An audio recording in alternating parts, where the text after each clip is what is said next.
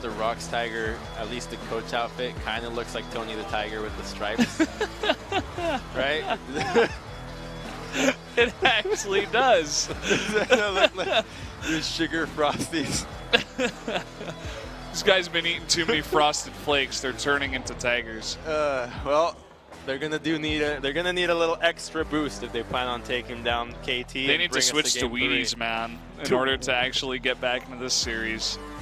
Yeah, well, the Jace as well denied with the Jarvan, so I always gonna hit on this one. The Jace is a triple flex here in Korea.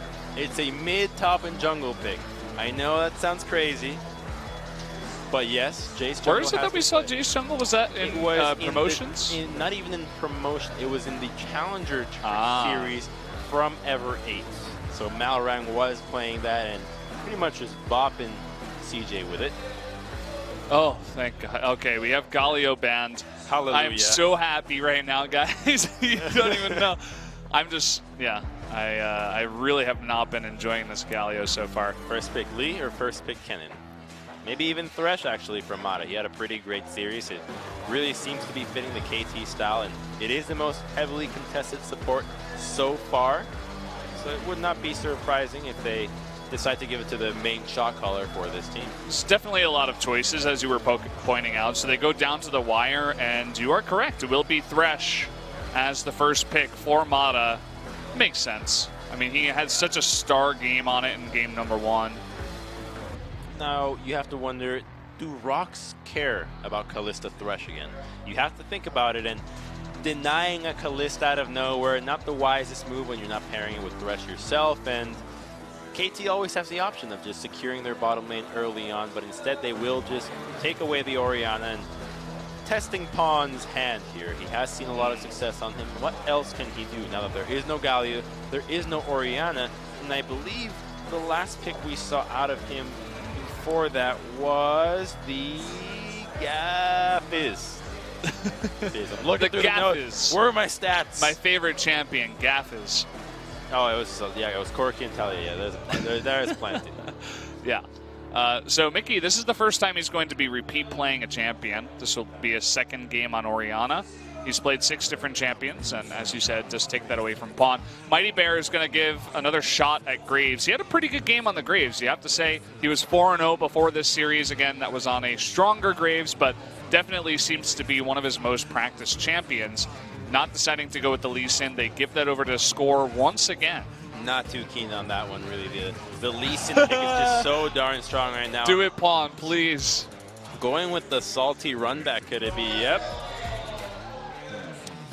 Just saying, you know what? I'm going to beat you. Look at Pawn's face. Into Ahri. Look at that smile. When's the last time we've seen Pawn smile? This is a man. You know, he's like mixing up his masteries. Dude, when this guy won Worlds, he didn't even smile. He's like, yeah, I knew that was going to happen. All right. And now we can actually see a smirk on his face, and it seems like we know what sinister ideas he has. What makes Pawn smile is trying to win the reverse matchup of something. It just seems so obvious, right? Especially with the...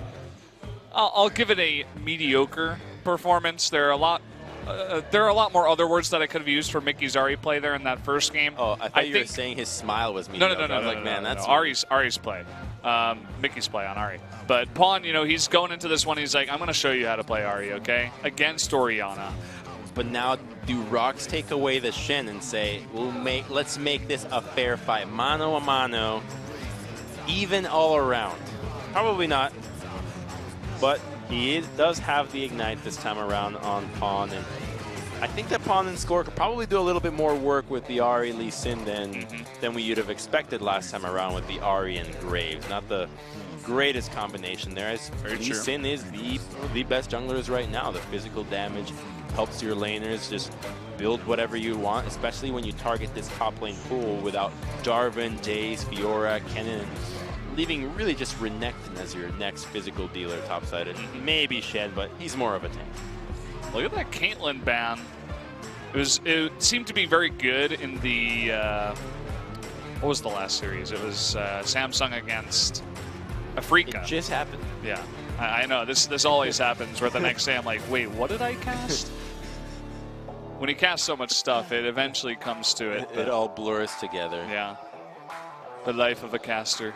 So rough. You do have a shirt that says caster. I do, actually. I wore that today. Yeah. Since 2005, although that's not the truth. Look at that Snap Callista pick. Yeah, it is a denial Callista, and it will be paired with the Braum, so it does offer some kill pressure, but it's not as flashy of a lane as Callista Thresh. So we are going to be denied the Fate's Call into Lantern plays or into hooks that we saw last time around from Mata and Def, and instead we will be getting the Varus, so even more pick potential, and just going with a full-on the ability to find individual targets from this composition is insane. You've got Charm, you've got Hook, you've got Kick, you've got Chains of Corruption, and yep, you're going to have an equalizer to add on top of it to just make that team fighting that much stronger. No, why does he do this all the time? He did it last time too. Well, it's going to be the Kled. Another pick champion. Yeah. It's cool. I mean, yes, he actually is doing the run back. It's going to be, you know what, I'm not going to talk about the hover. Yep, not doing it. ROX is definitely one of these teams that likes to troll as well. So we got to wait until the timer actually fades here. Okay, they are going with the Shen. So makes sense. You have so much pick on your team. Get that Stand United. But the thing is, ROX's ability to start a fight is close to none. How do you legitimately start a fight with your 4-man unit? You've got Shen split pushing in the side lanes. You have Braum Q, which requires range to hit it, whereas you have 2 short-range AD carries. Shockwave is really the only thing you have. So KT just gonna be the ones being the aggressors on this time around, whereas ROX have to play almost purely defensive onto these plays, and they have to play a way where they pressure the map, they play the macro, and really start fights in a way akin to SKT. And we all know how poorly it works when you try to take the SKT playbook into your own. That's been finely crafted, written over many years, many centuries by Coma. Can't just recreate that one night. He doesn't need, he can share it with the world as far as anyone knows. It's unaccessible. The knowledge is only available to them. Oftentimes seems that way, but pretty interesting draft we had coming in here. Lots of pick from the side of KT. The Kled will have some nice pressure in the side lane with that charge, as we saw out of Samsung from Kive playing nicely on that. In the meantime, ROX will have to be playing really well in this laning phase for them to start getting the ball rolling. If they get ahead, then it becomes pretty much very easy with any composition that you have. But if you're behind, Fate's Call would really be the hardest way they can start a fight. But it's quite difficult when you're dealing with the mobility of a Lee Sin, an Ahri, and the Thresh Lantern to top things off. For sure. I mean, they do have a bunch of different targets to put the ball on. You do have that Shen to taunt on in. You do have the Braum if he is thrown in by the Callista.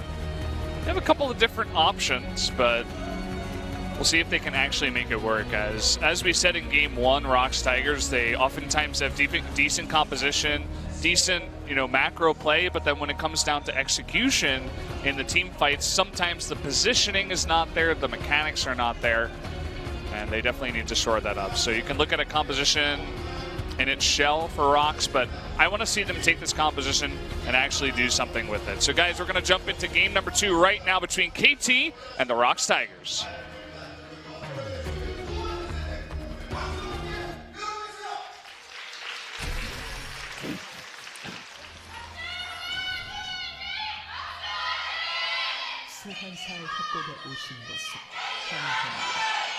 My God, it's like the voice comes from nowhere. I can't see it. I couldn't find her that time. The follow through for the KT chants is definitely stronger. Although the cheerleader tries to hype them up and go super loud. The ROX cheerleader is actually really loud, which is very necessary for that position. It really makes a difference. Well, junglers will just be staring into each other's eyes here as a standard 5-point formation happening, although how romantic. They are looking for maybe a cheeky level 1, but KT knows all too well not to fight against Braum Callista level 1, especially in a face checking moment. Looks like Score's gonna start red here. We have seen some Raptor starts at times, and notice how he sneaks around. So you can see that the Tigers are they saw that there's a ward there. KT did, so they know that hey, maybe we can sneak around, take red instead. So maybe they're not sure if I went to blue, started at some kind of weird pattern. They came over there and actually gave one Raptor to Kled for Smeb up in the top lane. We'll give him level 2 on the first wave. And this red could mean that he goes for an... What? He does all this work to dodge... Okay, he still manages to dodge around the ward.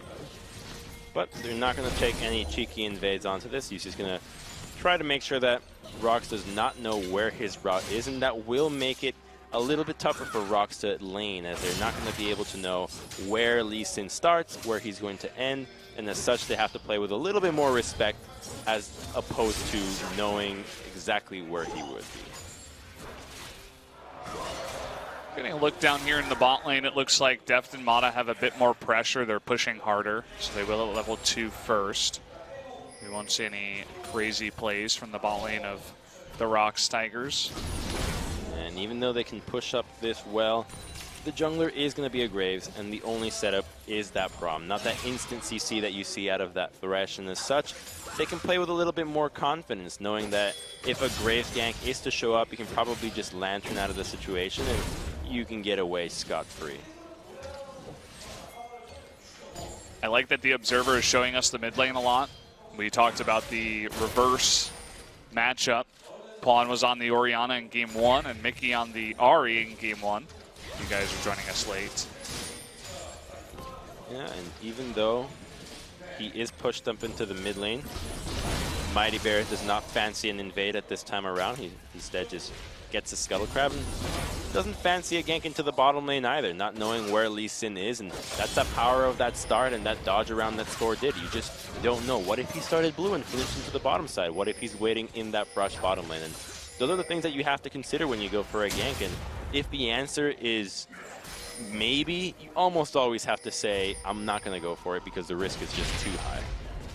You got to be sure, especially early on in the game. And, oh, they're going to land the stun. Lantern will save Deft's life.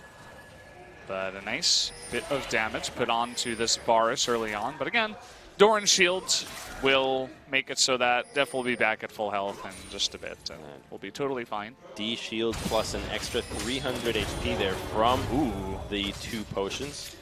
He's okay. He's got fire. He's got Skarl. What a name. Skarl.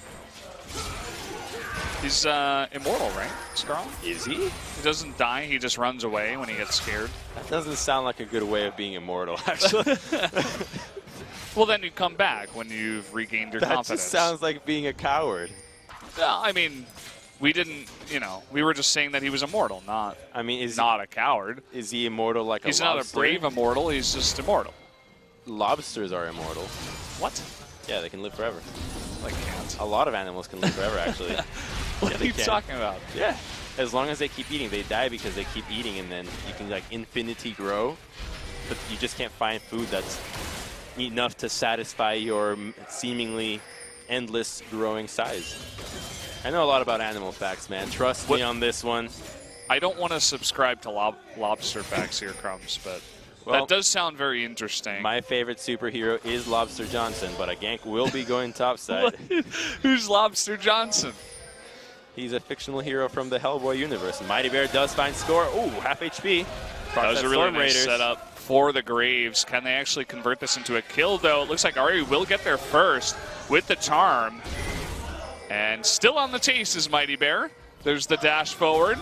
Blasting plant to save Pawn. There's the flash from Mighty Bear. And just barely, Score will survive, and he does conserve that flash. Cool play there from Mighty Bear, and Score.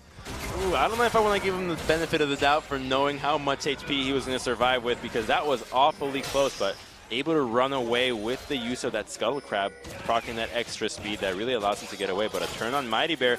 Shen's not in that position. Stand United. Stand United. There's the taunt coming in. Smeb hopping off that Skarl. This could be first blood if they can find some damage. The flash follow-up from Linderong.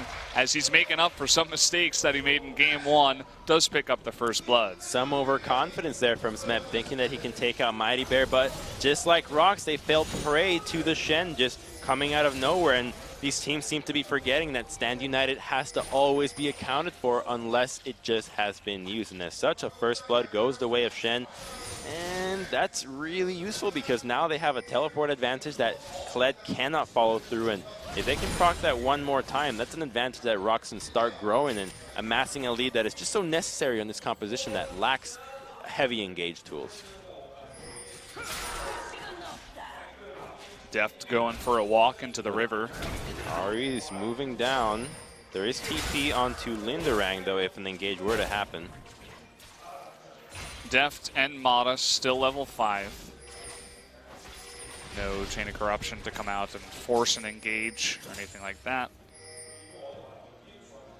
In the meantime, just some happily farming.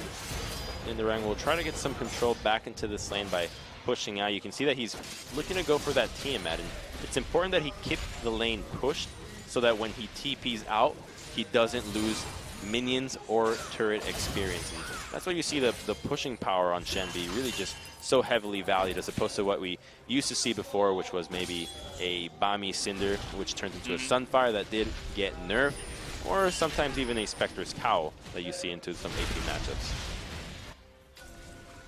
Score has hit level 6, as has Mighty Bear, so we could see some potential ganks as both of the junglers have red now.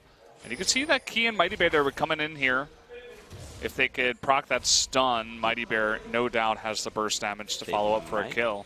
Be able to find Mata here, actually, and there is... Oh, he's going straight no for teleport. it. What? Oh, what? How? What? This guy's got map hacks. Who is this guy? That was so good. Said no one ever, as everybody knows exactly who Mata is. Well, he reads the situation very well, throws out the lantern, and you just see that your AD carries farming alone, that there's no action happening elsewhere on the map, and they respond properly. They're looking to go for a score, but he's just too slippery right now. But they are able to clear out some of the vision in the red side jungle that ROX was able to place. I mean, it's good tries from ROX. With the Infernal Drake up, if they can get a pick onto pretty much anyone, it would have been nice to try to go for that Infernal Drake as a follow-up, especially with Shen up in the top lane. But nothing happening. KT too smart. Shockwave comes out, but it's not really going to do enough damage. Mickey does have blue, so should be able to get that back in due time. I want to bring back what you're saying. It's a good try, and I agree. When you see these teams that are kind of struggling for wins, what you want to see out of them is just proactivity, and looking for moves against one of the better teams is something that is always going to be valuable. And Mickey getting collapsed on. There's Stand United available. The charm hits, well, everything is coming out of KT, and everything hits. Stand United does not save him. The charge actually came in from Smeb, it looks like, but... used the charge to try to burn past the shield, but Lee Sin and Ari just have way too much damage for Orianna to deal, and getting a little bit greedy, trying to clear out the wave without any other vision. As soon as he gets collapsed on, he's dead. Pawn just chuckling to himself a little bit, saying, haha, my Ari's better. And Score, he's still looking for more. The kick was actually used, and Smeb baiting almost a little bit too much. I think they want that taunt. Yeah, but without any vision, the junglers aren't there. You know that he should not go for this move because there's nobody else on the map. So if a gank were to happen topside here, the opportunity cost for KT would be 0. So they would always want to go for it. And as such, he sees that, not such a great idea, but ROX going with the same move that they did last game, going with a lane swap topside, trying to go for that first brick. There is no answer bottom lane, and while Deft can return and go topside with Mata, Mata is moving down towards the bottom side of the map, so this definitely will be surprising KT at this time. Yeah, look at the way they're playing it too. They're waiting in the brush. Linderong is pushing. I think they want to just hide this for as long as possible, although he is recalling. Looks like Sangyun might be as well. Yeah, there's too many pings onto the wave. The minions just aren't really there, so a commitment to the turret might not be enough. Smeb does have flash. Oh boy, they're committing hard onto this Kled. Can they actually pick it up? The flash away, and they will pick up the kill onto Smeb. So nicely done. And nobody there to answer anything in return. They're just now going to move towards that bottom lane turret. So ROX will definitely have the advantage to secure that first brick before anybody else. We might see Score try to answer an Infernal, so very reminiscent of Game 1, and so we can expect Mighty Bear to maybe look for that Rift Herald right about now. He is going to go for it. But will Score answer with Infernal? Really would hope so. He's doing Raptors, man. Got to get those chickens, man. Protein's the name of the game. He's been watching too many BBQ games. He wants to fry the game right now. That's all he cares about. Okay, finally they make their move towards the Infernal Drake. But this time, as you were saying, it looks like the Rift Herald should be given over to ROX. They failed to secure it last time as he stepped over a ward and they took a little bit too long. So definitely learning from the mistakes from Game 1 and applying it over here. And now that the Herald has been secured, look at how much HP he's done to this mid lane turret. A good Herald use onto the mid lane would mean that a tier 1 can go down for KT, and that could open up the map in the way that ROX want to, considering that they've been playing macro pretty well this series so far. Or so far this series. Pardon my English. It's all good. We see KT grouping up here in mid. They want to push back a little bit, as not many members of Tigers are here right now. He's going to ult it again. No, excuse me. Score coming on in here. Nice little moves there as KT forces Tigers, the ROX Tigers, to respond to the mid push. He just slips on in and steals a buff. And a good buff steal, some good buff control means that he can stay out on the map longer. The red buff regen, always fun to work with. And he is pretty strong right now. He will be going for that Ninja Tabi when you're dealing with Kalista and Graves. It's almost a sin not to go for it at that time, considering just how much damage those two guys can deal to any tank. Ari, in the meantime, fancying something, but you always have to remember the Shen factor here, where his ability to save anybody now is a little bit enhanced or encouraged, to say the least, as the shield does grow in strength the lower that the intended target is. Oh, this could be it. He's probably going to throw our Lantern into the brush here for Smeb, for Mata. He's playing pretty far back. Looking for it. There are some pings as they might want to. Yep, here we go. Songyun gonna. Okay. Just not going to go for it, it seems. They really read the play, and you wonder, why does KT read the play? How are they seemingly able to sense whatever ROX is doing? Well, take a look at the other two laners.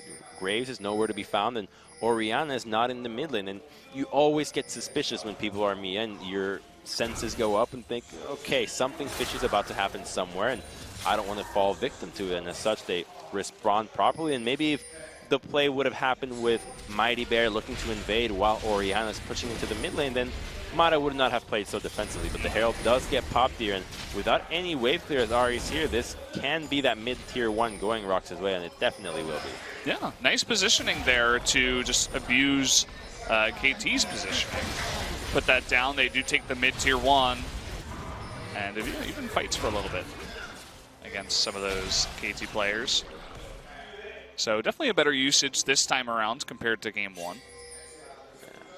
I think that that's really what we can just hope for, a Rift Herald at this point. I think that as teams get better in how to use it, they'll also get better in how to defend against it. And the only big value that I think you can get out of it is going for that, cracking that mid-tier 1, taking any advantages that your laner might have acquired and allowing it to convert to a mid-tier 1 very quickly and open up the map nicely. And this means that Ari can't play this up for quite some time, and as such, it gives some breathing room to Orianna to just farm up, hit to that late game, but a 3-man push to the top side might be Linderang's demise. Oh, I thought he saw the Ari there, but it seems not. Will flash away, as Pawn actually will not be able to hit that charm. No response from ROX, though. They are 2 men into the mid lane. Kalista's still pushing bottom lane. They might be fancying that tier 1, but Kled is basing and will be going bot lane to answer. You'd hope that Mighty Bear would be joining Key here and going for this tier 1 bottom lane, but it seems like they might just push the wave and call it quits as Kalista wards returns to the bottom lane, pushes another wave, and most likely just a recall. See that Smeb is actually going to go top to answer the Shen push for now. And Mata and Def, they're coming up here as a big move by ROX. 4 members heading down towards bot. And of course, always consider that Shen is basically with them with the Stand United. So hoping to potentially dive this turret. Looks like KT, they have some idea. They're playing very far back. There is no minion wave to commit to this tower, and there are plenty of TP wards for ROX Tigers, and they have pretty much immaculate vision across river and on the other side of the red side jungle with triple control and triple green. But as a result of this crazy commitment for the tier 1 bottom, they give up the tier 1 mid. Not worthwhile by any means. This has taken a while too. The Chain of Corruption comes out to delay. They actually hook Mickey, not willing to take the 3v4. And they will just let the turret die. But they drop the tier 1, so not such a worthwhile trade for them. That mid tier 1 will come into play for this next dragon in the next coming minute. And Pawn responds topside, and if KT can transition and turn a tier 1 bottom loss into 2 turrets for themselves, then this is really good for them. And Pawn chooses not to. They value this dragon a little bit too much, as it is an Infernal, and basing in under a minute is already cutting it close. That was kind of an awkward play from the Tigers, as you were saying. I mean, I feel like all 4 of them had already committed to it, and they were down bot, so it was kind of hard to send Mickey all the way back into mid to try to answer the push. So they had already made the decision. They kind of had to go with it. But at the end of it all, we do see that the Tigers are still ahead about 2,000 gold, 1.5. And looks like Mata was the first one to get towards that dragon and clear up a bunch of the vision. So while that river was mostly ROX favored up until now, Mata able to save that. And they're going deep onto Mata. They will get the knock up. Pretty far there. Yeah, and oh boy, look at that burst damage on the Songyun. Can they actually get into the back line? The Lantern saves Spawn. Mata turning up mid once again. And now everybody's in the bot lane. They get plenty of flashes. They get Matas and Smebs, which are some of the biggest engages, as Scores is already down. But now that Songyun doesn't have flash, he will just try to lifesteal out of this Scuttle Crab, but it's just not going to be quite enough just yet. Ahri is nowhere to be found, so this dragon will certainly go ROX's way. Got a little nervous about that one, actually, but there is the Ren to secure it, and the smite does come through at the same time. That's pretty good for the Tigers. They do pick up a matching Infernal Drake. Let's take a look at the replay as they go super deep onto Mata. Yeah, there's just no chance of a follow-up here, so instead they commit the Stand United to make sure there's somebody in range. And luckily for Songyun, Score is not there to follow up right away. And also the proto build missed. Yeah. Score's Smeb's TP just a little bit off there, as he has to burn the flash, not wanting to be caught in the middle of 3 people, especially with that much damage and crowd control. Songyun and Key make their way up into the top lane once again. Pawn is in the brush. Score also hanging around, as is Mighty Bear. Doesn't look like KT wants any part in this engage, though. Do have Baron about to spawn here in 3 minutes, or 3 seconds, rather.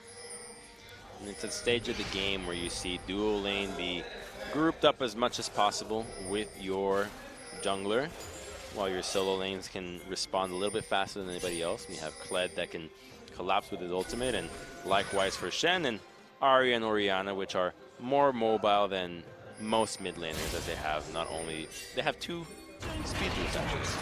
Uh-oh, Pawn in a bit of trouble there. They do proc that stun. Can the burst damage come out from Mighty Bear? Yes, it will. That is a nice little kill. They pick themselves up in the top lane. And this Bates call just doing so much work for ROX Tigers, picking multiple kills for themselves. He will get Scarl back, though, pretty soon. So a couple more autos onto the Shen. Will proc him and give him a little bit of bravery to stay into the mix. Scarl's back. Everybody rejoices. To clear out some vision around Baron. Oh, wait a minute. Are they going to commit to this right now? They haven't done their due diligences with vision. The TP comes out from Linderong, too, so they were committing hardcore into this. Do they want to take a fight? Linderong is pretty low. Again, they're going to try to take out Mata. Looks like this time they will be successful. They really want to kill him, and a flash on your support for a kill on, flash on your mid laner for a kill on your support is a bit of a risky choice there. It'll all come down to how Mickey chooses to play the next couple of minutes. It's a Mickey special. Yeah, well, the flash to kill a support. If they can pull it off right, then it'll be worthwhile. But if they put themselves in a position to fight, and his position is not immaculate, and he just gets taken down for not having flash, then it just won't be worth it. So they will start it here. They'll try to turn it, but the flash shockwave, not really necessary considering Glacial Fissure was going out and there was no flash left onto the Thresh. Looks like they get the flash from Deft too. I think he was trying to get both of those members, so Deft is able to flash out. So at the end of it all, it seems to be worth it. I missed that then. I missed that as well. If they get the Deft flash, then that's a little bit better.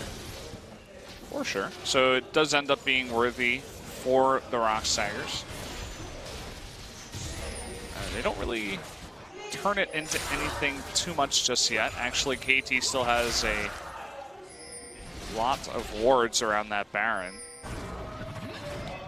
And they're not crazy strong enough right now to tank this without the Shen being there. So they would definitely have to commit a Stand United or get a fight. So I think so far they just want to have control of the area just because it's a good area to have control of. You can punish a mistake and get the biggest lead, but also you want to deny KT the ability to enter this place because KT is a pick composition. And if they don't have vision around the objective that they want to get picks of, then the composition just ends up falling later and later into the game, and they most likely will have troubles dealing with a 5-man death ball that ROX will want to do later on.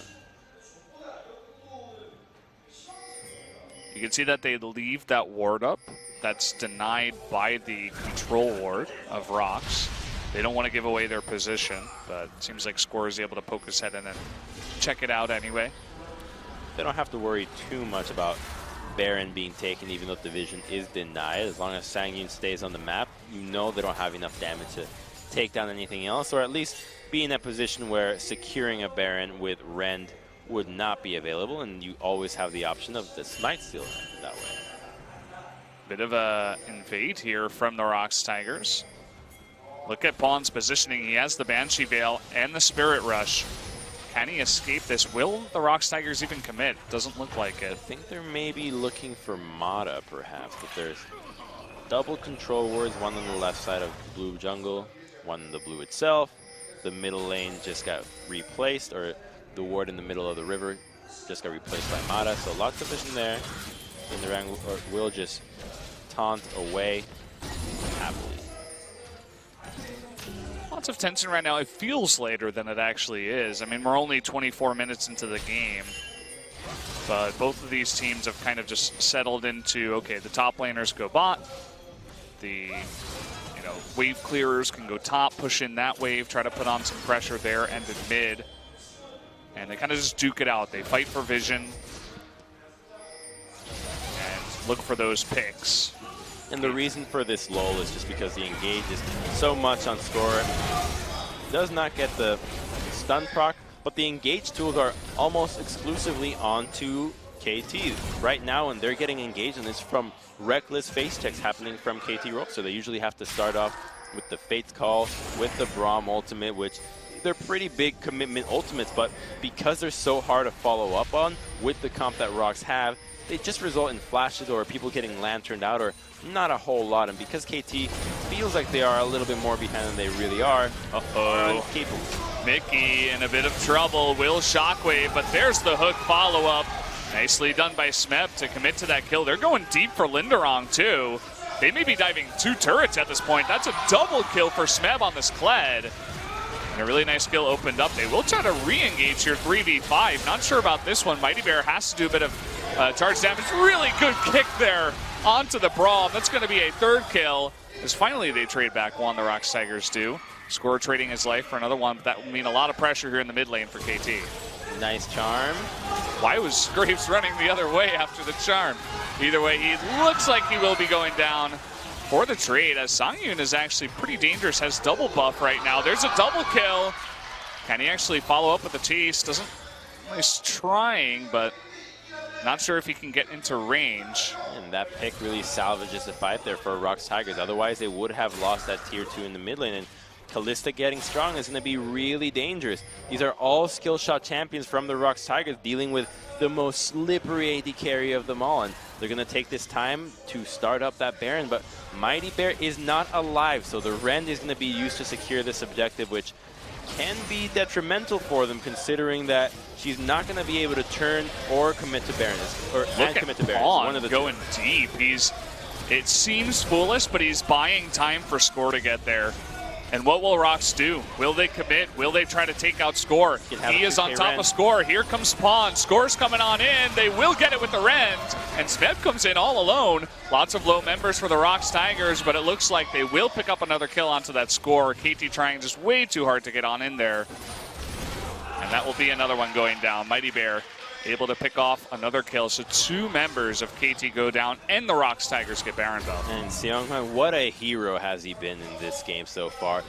Having a great use of Fate's Call with the rotation, topside picks, left, right, and center, and really salvaging the game on that dive onto the mid lane. A pick that the ROX that Smeb looked for. So, oh, come on, Mickey. Every time I feel like we've been saying that a lot today.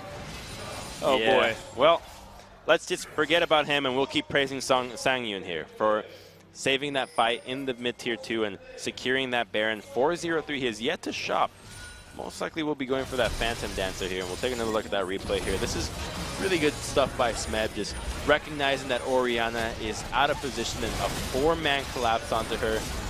They just go all out for it, commit to the Shen as well, but this replay is just going to go on very long as they just keep trying to dive turrets left, right, and center, but Sangyun, the real hero here. The Fate's Call commits onto Smeb, procs Carl off, but they try to re-engage, and I think he tried to go on to Kalista, but she very intelligently flashes away, doesn't get hit by the insect, and keeping your carries alive is really the #1 game of the game when you're Braum and Shen. There it is, the Rend to secure the final kill, but Deft is taking turret aggro, and you can't really fight Kalista one-on-one when you're a Varus at this stage. I feel like they could have just backed off and gotten that tier 2, but KT, they were feeling it. They were feeling it. A little bit of underestimation onto this fed Kalista. And now that's a completed Phantom Dancer and a QSS, so you can forget about Charm and you can forget about the Chains of Corruption taking her down. Nice use of the Proto Belt to dodge the Braum. But a very dangerous Kalista at this moment in time. It's going to be on to Score here to try to hit Kalista and kick her into the team. His flash is going to come up pretty soon. They will be happy to just drop this tier 2 as the wave is almost dead. Only 4 minions left now. Make that 3. Look at the position on what? The Chain of Corruption hits Mickey, but Mata cannot follow up. The Stand United does get used, though, and in comes Smeb a little bit awkwardly just bouncing off the Braum shield. Ari's looking for a flank, so at least they understand the way that these champions have to be played for KT. They got to look for the flank onto the Ari, but Sangyun without flash is just going to be just so strong. They're pushing the turret right now, and it doesn't look like... Okay, KT might get key, but is it worth it in the end? They'll trade supports here. Losing that turret, they missed the charm onto Sangyun. That would have been gigantic. Yeah, and they committed the kick to it as well, so the inhibitor will go down, and now they have to hesitate. Do they want to take this fight now that their main damage abilities are down? Well, he gets the charm, but the immediate QSS, really great mechanical play there out of Sangyun, able to pick up another kill onto Smeb. It's the Pawn show now. Can he actually go 1v4 here? Score's doing red, meanwhile. No! Poor guy. Oh, Pawnee's going to run into the Shen. And the taunt will miss. This is the great escape of the Ari right now. The Spirit Rush is down. Sangyun on the chase. In comes Mickey. Looks like he's going to take the blasting plan away. Here comes Mighty Bear, and that should be the end of this poor pop star's life. Down she does go. She is just a one-hit wonder at this point, not really doing a whole lot for her career.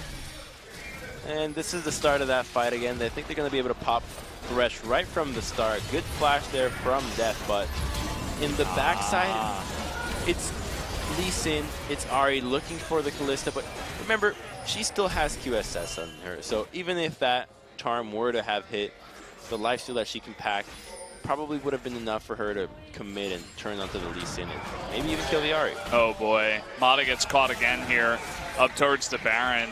And there's not much to take at this moment in time. We are getting later in the game, but still only 35 seconds on the death timer for Mata. Just means they might get some lane pressure after grabbing that kill. And that lane pressure means that there's not going to be any vision for KT to try to look for any flanks. So it's actually a pretty important pick now that there are no wards that are going to be able to flank against the ROX Tigers. And if you can't flank a composition that needs to be hit from multiple angles, it becomes so easy for them to defend when you have Orianna, when you have Rom to stand and deliver his presence, and you just can't do anything against it. Even though Kalista is not a Siege champion, they're very comfortable knowing that the fight will be coming just straight on. This looks like the easiest thing in the world for the ROX Tigers at this point in time. Essentially going 5v4. Smeb trying to come from behind. Mata does get the engage, but oh, where did Death go? I didn't even see that guy disappear. That's a magic trick right there. Yeah, I actually died immediately.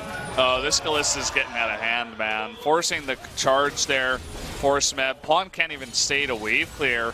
And it is very fast, very quickly looking like we are going to be going into this game 3 as the ROX Tigers take 3 inhibitors and continue to push on. Looking for a game now, and there's not a whole lot they can do. How do you jump onto this Kalista when everything you have is a skill shot and you lost the early game? And the answer is you don't, and as such, she will just be trying to push for the game here. Lee Sin trying to cut off the wave, maybe looking for a Dragon's Rage onto her, but without Death there to follow up, just might not have enough. Will we have the miracle stop? The answer is no. We'll have Kalista blowing up the entire team along with the help of Orianna. That's going to be game number 2 going over to the ROX Tigers, and we will have another game 3 tonight.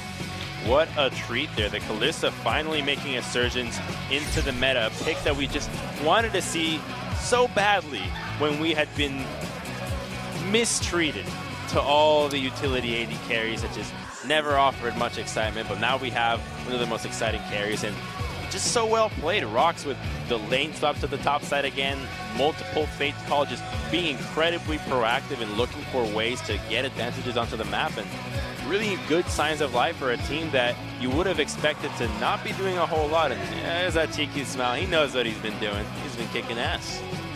Good stuff out of the spot lane, especially out of the Kalista. Finishes up 6-0-6. Pretty good. No deaths, perfect game. A rare sight to see. And KT back to the drawing board. Maybe the Kalista pick should have been taken early on, or the draft was a little bit too tunnel vision on getting past the early stages of the game. They have to remember that if it wasn't for the Lantern plays from Mata in that first game, they would have actually started at a disadvantage. Yeah, very true. You can see the face of Mickey as he actually does stand up to the R. He has 1 death, but that's about it. This is the first blood going over to Lindarong, trading flash for flash. Picks up the kill. And it all started from Mighty Bear's invade and catch onto the Lee Sin. This is going to be that lane swap, the Fate's Call, the move that they made game 1 that didn't let them get a kill, but ended up getting them have first brick, allowed them to not only get the kill this time around, but be in a position for the first brick. And here's another use of that Fate's Call from over the Tri-Brush. Just great comboing there with the Blade of the Ruined King and the Graves to follow up. There's just no escaping. Nice little flash play to get the flash at a depth here, pick up the kill on Mata.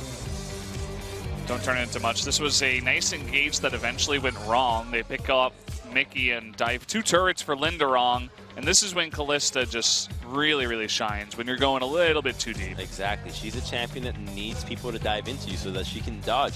To play aggressively on her is to be in that position where you pretty much won the game already. And a great flash there from Sang-Yu to make sure that he doesn't get kicked into the team, as that could have been disaster. And they get so carried away by the charm from Pawn that they continue on the chase against Lindarong, but the turret tanking from Death. And I believe he goes down right at the end to just that piercing arrow. And I'm not sure what that was. That a turret shot? I think he just, the way that the new turret aggro works back, he takes that turret shot back and ends up getting taken out. So here's the result. ROX Tigers win, about 14,000 gold ahead. one extra Cloud Drake, but really, there's the story. The Callista damage way up at the top. And the Lee Sin damage. I don't think I've seen a Lee Sin damage quite that low in a while. 3.5k.